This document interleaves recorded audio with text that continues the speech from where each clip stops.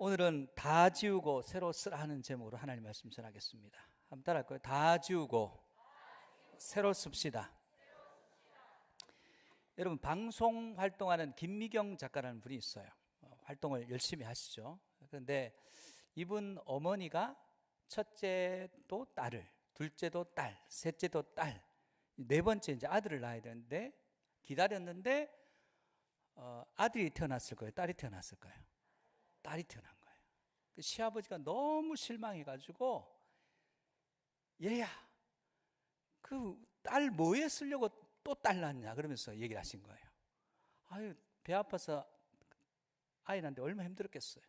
그런데 얼마나 마음의 상처가 되겠어요. 그날 저녁에 우리 김미경 작가 어머니가 오랫동안 일기를 쓰신 분인데 일기에 이렇게 쓰여 있었다고 합니다. 나는 오늘 시아버지가 내게 한 말을 지우고 다시 쓴다. 나는 우리 딸들을 귀하게 키워 가치 있는 존재로 만들겠다. 그리고 다짐했다는 거예요. 이분의 평생의 작업이 뭐냐면 남의 말 다 지우는 인생을 살았다는 거예요. 여러분, 우리가 이 세상을 살아가면서 다른 사람의 말에 영향 많이 받습니다. 니까짓 게 뭐 대단한 인물이 될까 봐 이렇게 얘기하면 진짜 별 볼 일 없는 인물 돼요. 그 말에 영향 받으면. 그런데 이분이 돌아가시면서 그 딸들에게 한 유언도 이런 거예요.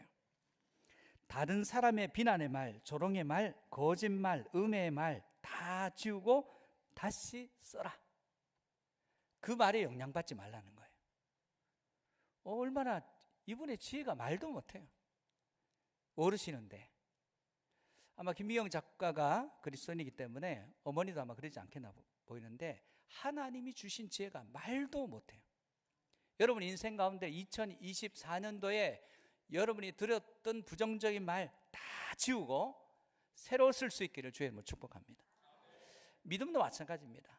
니까짓 게 무슨 대단한 믿음을 가지겠냐? 아닙니다. 다 지우고 말씀으로 새롭게 되는 은혜가 있기를 바랍니다. 말에 국한되면 안 돼요. 마찬가지로 성도들은 말도 듣는 것도 중요하지만 보는 것도 중요합니다. 옆을 보는 것이 신앙생활 아닙니다. 옆에 사람 보고 옆에 사람들을 비교하는 것이 신앙생활입니다. 우리 위를 봐야 돼요. 오늘 본문이 우리에게 무엇을 말합니까? 첫 번째는 옆을 보지 말고 위를 보아야 합니다. 사랑하는 성도들, 위를 보고, 옆은 다 세상이에요. 옆은 이웃이고 동료고 같은 신앙생활. 여러분, 같은 신앙생활 하는, 같이 임직받은, 같이 신앙생활 시작한 사람과 비교해가지고 믿음 잃어버리는 사람이 한둘이 아니에요. 위를 보기 위해서는 첫 번째는 질투로, 작은 첫 번째죠. 질투로 살지 말고 위로부터 주신 지혜를 구해야 된다는 거예요. 여러분, 비교 질투로 살면 남을 파괴하는 게 아니라 자기를 파괴합니다. 비교와 질투로 살면 남을 파괴하는 것이 아니라 나를 파괴해버려요. 영화 아마데우스, 볼프강 아마데우스 모차르트라 그러더라고요. 그래서 아마데우스라는 영화에 보면 오스트리아 사람이에요. 클래식 음악이 이 모차르트 때문에 오스트리아가 먹고 살아요. 시 전체 음악을 통해서 거기에 유학간, 우리나라에도 많은 사람들이 거기 유학가 있어요. 이 모차르트는 한 사람 때문에 그 나라와 시가 먹고 살아요. 그런데 아마데우스라는 영화에 보면 주인공이 모차르트가 아니라 살르에르라는 궁중음악 악장인지 모르겠어요. 이 사람은 성실한 사람이에요. 우리도 성실한 사람 있잖아요. 성실해요. 40년 동안 단계를 차곡차곡 밟아가지고 그 자리까지 간 거예요. 얼마나 수고했겠어요. 그런데 어느 날 7살에 데뷔한 10살짜리 모차르트가 악보를 보니까 악보가 깨끗해요.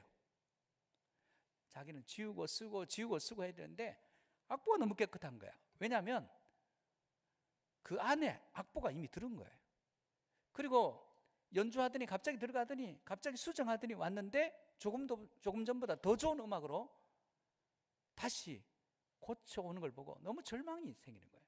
자기는 성실하고 40년 동안 단계를 차곡차곡 밟아서 거기까지 갔는데 하나님 향해서 삿대질하면서 이렇게 얘기합니다. 하나님, 도대체 이게 뭡니까? 도대체 난 40년 동안 성실하게 열심히 해서 여기까지 왔는데 장난치는 저 아이에게 천재성을 주시다니 그래 분노해요. 막 분노하면서.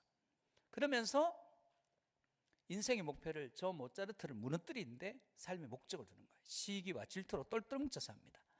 어떻게 돼요? 여러분 이 사람 대단한 사람이에요. 음악적인 능력이 탁월한 사람이에요. 그런데 남을 미워하다 보니까 미친 노인이 되어버렸어요. 자기 인생을 파괴해버렸습니다.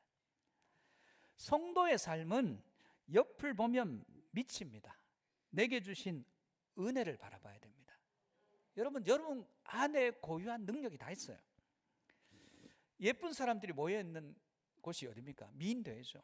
미스 유니버스 대회 뭐 이런 대회. 전 세계에서 1등 미인들이 모여가지고 각축을 벌이는 곳입니다. 그 미인대회에서 제일 행복한 사람은 미스 포토제닉, 사진이 잘 받는 사람. 이 사람은 뭐 상은 받았는데 위로 가지는 못하고 그냥 상만 받은 거예요.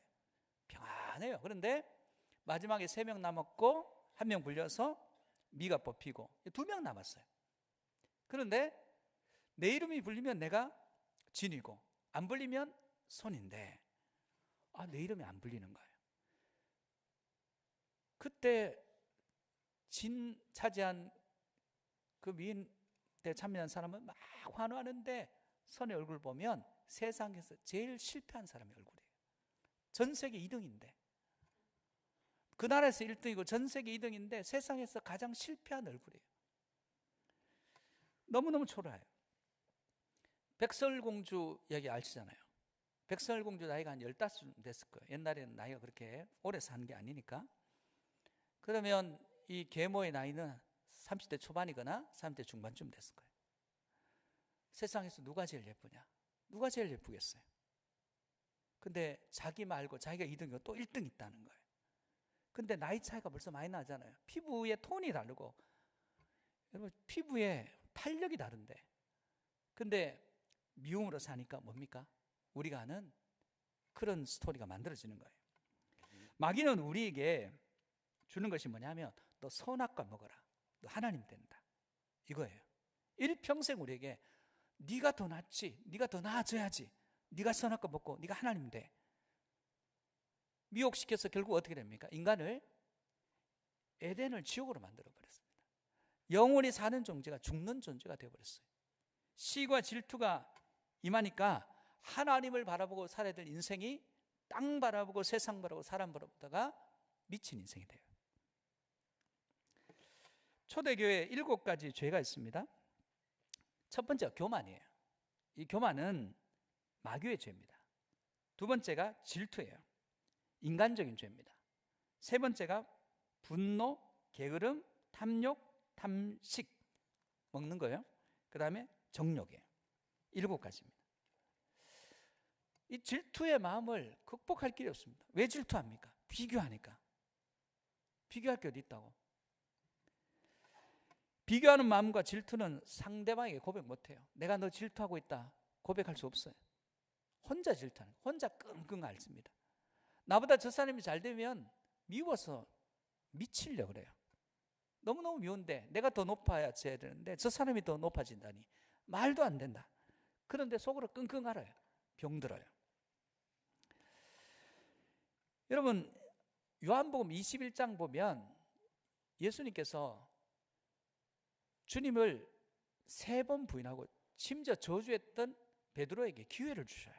그리고 회복시킵니다. 가셔서 바요나 시몬아 너 나 사랑하지? 아주 사랑합니다. 또 물어요. 사랑하느냐? 사랑합니다. 주님 아시잖아요. 너 사랑하니? 예, 사랑합니다. 주께서 아십니다. 그리고 회복시키고 난 뒤에 예수님께서 베드로에게 이렇게 얘기합니다. 내 양을 먹이라. 모든 게 회복됐어요. 옛날에 그 찜찜한 예수님을 부인했던 그 마음으로는 할 수 있는 일이 없어요. 할 게 없습니다. 왜? 그 마음으로 내가 예수님을 배신했던 인생인데 뭘 하겠습니까? 그런데 예수님이 기회를 주셨어요. 그러면 사명 감당하면 되잖아요. 근데 요한복음 21장 마지막 장인데 거기에 굳이 없어도 될 본문들이 나와요. 21장 20절에서 23절입니다. 우리 한번 같이 볼까요? 같이 보겠습니다. 시작. 베드로가 돌이켜 예수께서 사랑하시는 그 제자가 따르는 것을 보니 그런 만찬석에서 예수의 품에 의지하여 주님을 파는 자가 누구오니까 묻던 자더라. 이에 베드로가 그를 보고 예수께 여짜오되 주님, 이 사람은 어떻게 되겠사옵나이까? 예수께서 이르시되 내가 올 때까지 그를 머물게 하고자 할지라도 내게 무슨 상관이냐? 너는 나를 따르라 하시더라. 이 말씀이 형제들에게 나가서 그 제자는 죽지 아니하겠다 하였으니 예수의 말씀은 그가 죽지 않겠다 하신 것이 아니라 내가 올 때까지 그를 머물게 하고자 할지라도 내게 무슨 상관이냐 하신 것이라라. 베드로가 회복이 됐어요. 근데 보니까 예전에 예수님께 의지해 있던, 예수님이 사랑했던 베드로, 야고보, 요한이잖아요. 요한이 라이벌이에요. 요한하고 나중에 하나님이, 예수님이 누구를 더 사랑하실까? 내가 더 잘 될까? 요한이 더 잘 될까? 평상시에 마음이 있었던 것 같아요. 아니, 회복되었으면 자기 사명만 감당하면 되지 갑자기 뜬금없이 물어요. 그러면 예수님, 저 요한은 어떻게 되는데요? 이걸 묻는 거예요. 이 안에 기본적으로 요한을 향한 시기와 질투 아니면 비교의식이 있는 거예요. 그랬더니 예수님께서 내가 올 때까지 그를 머물게 한다는 할지라도 네가 무슨 상관이냐? 너는 너에게 주어진 사명, 너 일이나 잘하면 된다. 남 신경 쓰지 마라. 그런 말씀으로 말씀하셨는데, 이게 바깥으로 나가니까 어떤 말로 왜곡됩니까? 아, 저 요한은 안 죽는데 라고 왜곡된다는 말씀을 요한복음 끝에 기록해 놨다는 거예요. 무슨 얘기입니까? 우리가 사는 교회도, 우리가 사는 신앙생활에도 끊임없이 시기와 질투와 비교와 그리고 오해들이 계속적으로 덕지덕지 붙어 있다는 거예요. 여러분, 우리는 옆을 바라보는 존재가 아니에요. 위를 바라보는 존재입니다. 하나님이 주시는 은혜를 사모하고 그 은혜의 힘으로 살아가는 존재입니다. 2024년까지 하나님 바라보지 못하고 오로지 땅의 것에 소망을 뒀던 여러분들이라면 이제 2025년에는 옆이 아니라 위를 바라볼 수 있는 은혜가 있기를 주의 이름으로 축복합니다. 하나님의 시각으로 보아야 합니다. 하나님의 시각은요, 성경이 하나님의 시각이에요. 성경 말씀 많이 봐야 돼요. 그래야 하나님의 시각을 가질 수 있어요. 내게 주신 은혜를 기억해야 합니다. 이건 뭐냐면 감사가 우리에게 습관이 돼야 됩니다. 하나님 주신 은혜를 계속 감사하는 거예요. 내게 더 주신 능력이 있습니다. 기도해야 되는 거예요. 기도해야 옳습니다. 하나님은 모두에게 적정한 은혜를 주셨어요. 우리 각자에게 필요한 만큼의 은혜를 주셨다는 것을. 그래서 그 은혜대로 살면 되는 것입니다. 남 바라볼 거 없습니다. 여러분, 젊었을 때 대단한 재능과 능력을 가진 사람이 있었는데 나중에 되니까 별 볼일 없는 인생이에요. 우리 동창들 중에도 선생님이 학교 다닐 때 이런 얘기 했어요. 아이고, 저 녀석은 도대체 뭐 먹고 살려고 하냐 하는 짓거리 보니까 공부는 안 하고 맨날 놀러 다니고. 근데 지금 보니까 그 친구들이 다 사장돼 있어요. 왜냐? 나중에 돌이키고 열심히 살았어요. 대학도 가고, 대학도 갈 형편, 실력은 대학 갈 수 있는 형편이 아니었는데 계속 노력해서 대학도 가고 학위도 따고 그 분야에서 최고가 되는 동창들이 여러 있어요. 그런데 저 친구는 대성할 거야. 별 볼 일 없어요. 남이 가진 거 부러워할 거 하나도 없습니다. 여러분, 잡기에 능하다고 대성합니까? 잡기에 능한 사람 치고 대성하는 사람 없습니다. 한 가지에 잘 감당할 때 거기에 역사심이 있으면 승리한 인생 살아가게 되는 것입니다. 여러분, 남 가진 거 부러워할 거 없습니다. 여러분에게 주어진 것으로 승리하는 삶을 사시기를 주의 이름으로 축복합니다. 지난 우리 송무영신 예배 때 우리 봉사 대상을 드렸어요. 그분들만 할 수 있는 거예요. 그분들만 할 수 있는 거예요. 음악 틀어놓고 청소하고, 남이 안 하는 화장실 청소하고, 남이 정리하지 않은 쓰레기 정리하고. 누가 하신? 그분들이 하신 거예요. 그분들이 할 수 있는 걸 최선을 다했기 때문에 그분들의 상을, 우리가 상 주는 건 이건 비교할 게 아니에요. 하나님이 주시는 상을 뺏기지 않을 겁니다. 그러면 여러분 안에 주어진 것으로 최선을 다하는 거룩한 주의 백성들 되시기를 주의 이름으로 축복합니다. 그러면 우리가 주의 주신 능력을 하면 비가 필요하면 비 주시고 또 햇볕이 필요하면 햇볕 주시는 것입니다. 하나님은 우리에게 열매를 원하시는 거예요. 어떤 열매요? 주어진 것으로 열매 맺기를 원하십니다. 약점이 강점이 될 때가 많습니다. 우리 오디션 프로그램에 뭐 브리티시 갓 탤런트, 뭐 아메리칸 갓 탤런트 이런 거 있습니다. 오디션 프로그램에. 근데 대표적으로 기억나는 게 폴 포츠라는 사람이에요. 영국의 휴대폰 판매업자인데 이분이에요. 예. 이분이 지금 핸섬해졌는데 처음 나왔을 때는 치열도 지금은 교정을 좀 했는데 치열이 안 발라요. 그리고 아무튼 저 입에서 좋은 노래가 나올 거예요. 근데 오페라를 하겠대요. 심사위원들, 관객들이 전부 다 기대 하나도 없습니다. 오페라를 한다고? 할 테면 해봐라. 관심도 없어요. 기대가 하나도 없어요. 근데 목소리가 나오기 시작하는데 하나님께서 이분에게는 다른 재능은 모르지만 목소리를 통해서 노래하는 재능을 주셨어요. 사람들이 그 입에서 나오는 오페라 한 소절을 듣고 사람들이 감동하기 시작해요. 감동은 의외성에서 나오는 겁니다. 저 사람이 뭘 할 수 있을까 했는데 그 사람에서 의외의 놀라운 일들이 나타나요. 겸손하고 헌신적이고 이런 모습들이 나타나요. 그때 사람들이 감동하게 되는데 그 폴포츠의 노래에 사람들이 감동하기 시작해요. 그래서 그렇다고 해서 제가 보기엔 대단한 음악가는 아닙니다. 그런데 그 기대하지 않던 사람에게서 그런 노래가 나오니까 우리나라도 불러가지고 초청해서 음악회를 열고 하는 것입니다. 악한 마귀는 우리를 미혹합니다. 니까지 뭘 하냐? 네가 무슨 대단한 일 하냐? 이제 포기해라. 이런 말들을 우리에게 계속 넣어줍니다. 다 지우세요. 다 씻으세요. 아니다는 거예요. 하나님이 나와 함께 하시면 능력 주시는 자 안에서 내가 모든 것을 할 수 있다. 내 능력 아닙니다. 위로부터 주시는 능력으로 이 사명을 감당할 수 있는 저와 여러분 되시기를 바랍니다. 우리는 넘버원이 되려고 합니다. 넘버원 될 필요 없어요. 그 중에 1등 될 필요 없습니다. only one. 나만 할 수 있는 유일한, 내가 할 수 있는 분야에서 유일한 내가 되면 되는 것입니다. 어떤 분야든 상관이 없습니다. 넘버원은 아닙니다. 그건 세상이 추구하는 방식이에요.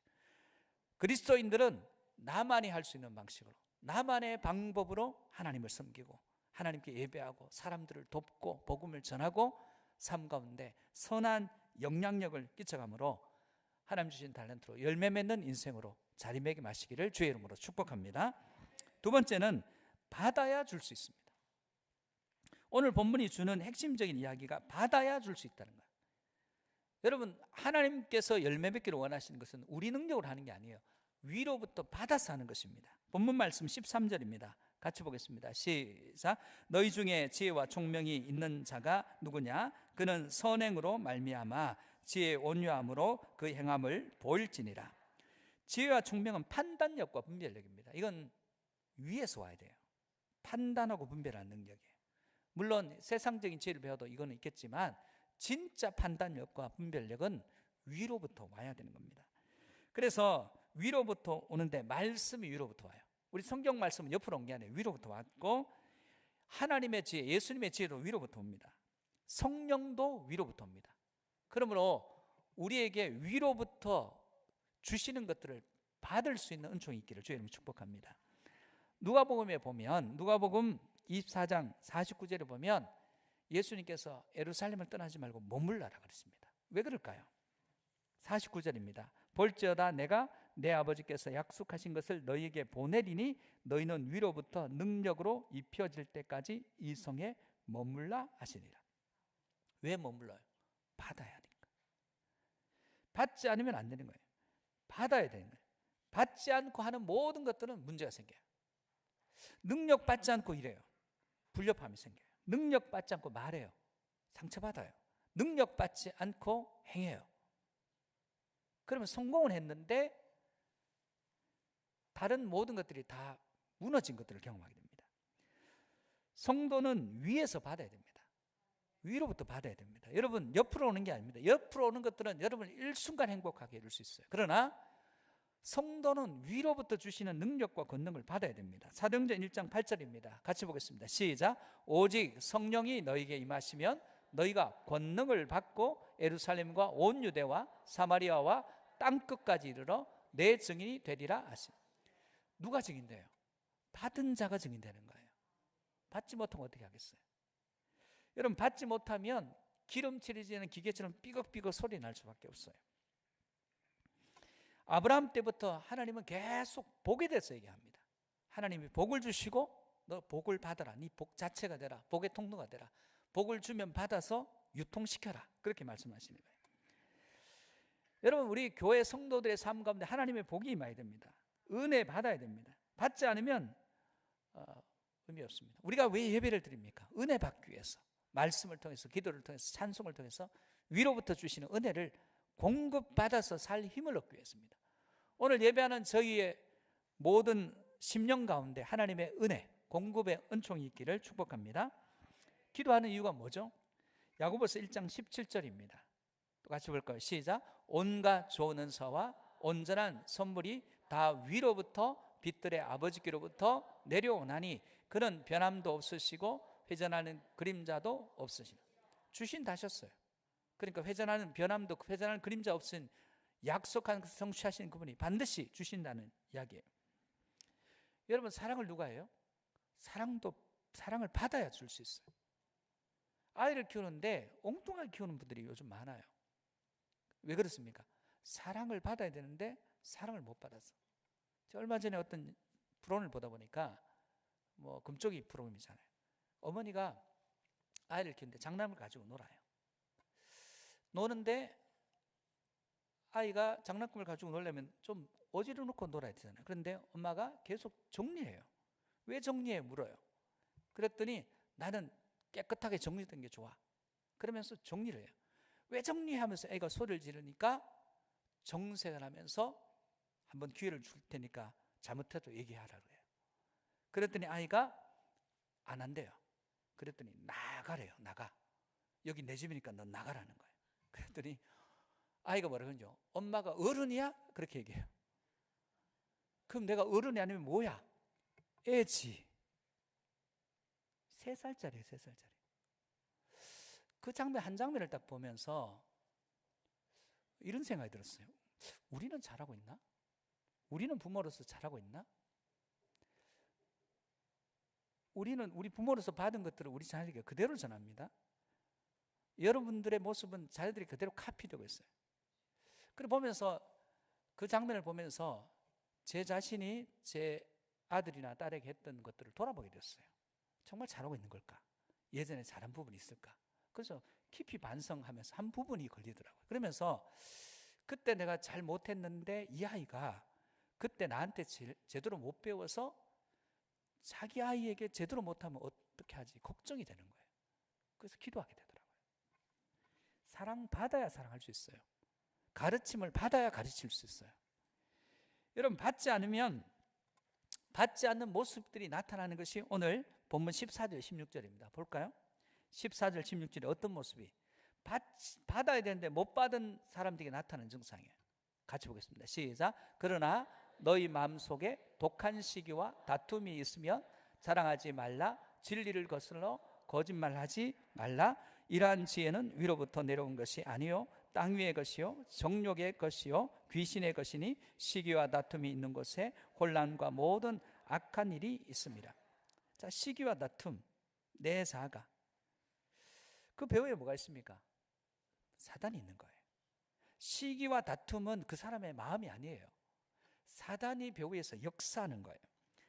세상 사람들이 하는 말은 두 가지입니다. 자랑 아니면 거짓말이에요. 그래서 우리 안에는, 죄악된 본성을 가진 우리 안에는 자랑하거나 거짓말하거나 둘밖에 없어요. 그래서 마귀적이고 정욕적이고 땅 위의 것이에요. 그래서 인간은 칭찬해도 성질내는 분들이 있어요. 칭찬해도 화내는 분이 있어요. 왜 나를 칭찬하냐는 거예요. 그걸 제가 여기서도 경험했어요. 왜 칭찬하시냐고. 그래서 칭찬했다가 큰일 날 뻔한 했어요. 어떤 사람은 좋게 듣고 어떤 사람은 나쁘게 들어요. 좋게 듣는 사람은 무슨 얘기를 해도 좋게 들어요. 나쁘게 듣는 사람은 무슨 말을 해도 나쁘게 들어요. 우리는 사람의 말에, 교회는, 성도는 말로 살면 안 됩니다. 성도는 말씀으로 살아야 돼요. 똑같은 단어인데 말과 말씀이 달라요. 교회는 말씀이 증거돼야 합니다. 말씀이 증거되는 곳에는 치유가 일어나요. 그리고 말씀이 증거되는 곳에 위로가 있고, 말씀이 증거되는 곳에 여러분의 근본적인 죄 사함의 은혜가 임하게 되더라는 거예요. 그러므로 교회는 말씀이 선포돼야 됩니다. 말씀이 선포되고 위로부터 받을 때 어떤 일이 납니까? 17절 18절 같이 보겠습니다. 시작. 오직 위로부터 난 지혜는 첫째 성결하고 다음에 화평하고 관영하고 양순하며 긍휼과 선한 열매가 가득하고 편견과 거짓이 없나니 화평하게 하는 자들은 화평으로 심어 의의 열매를. 성결이 뭐예요? 구별이에요. 그러니까 세상과 분리되는 걸 의미해요. 단절되는 거예요. 이걸 거룩이라 그래요. 그러면 17절 다시 한번 띄워보세요. 여러분, 오직 위로부터 난 지혜는 첫째가 성결, 그 다음은 둘째 이렇게 나오는데 둘째 이렇게 안 나와요.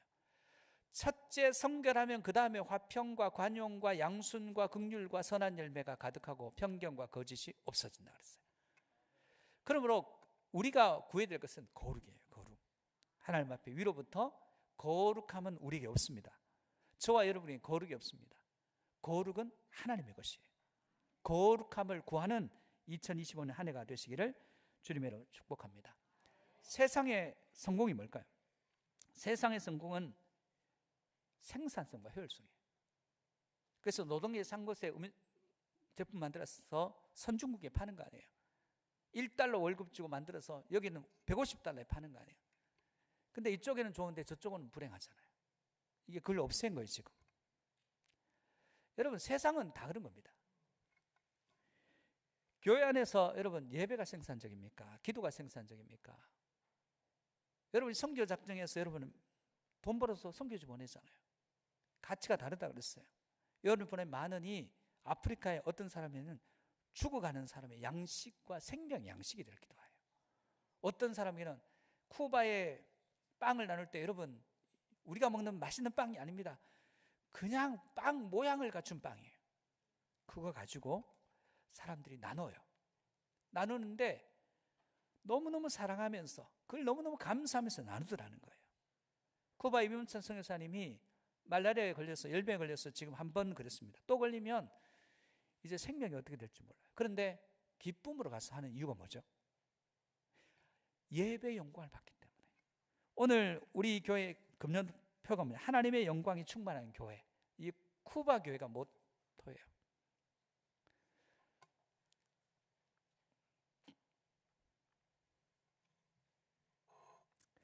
여러분, 그 이범찬 선생님 저한테 얘기하는데 제가 마음이 무너지더라고요. 형, 나 여기서 죽어도 좋아. 여기 하나님의 임재가 있고 하나님의 영광을 매일 경험하니까.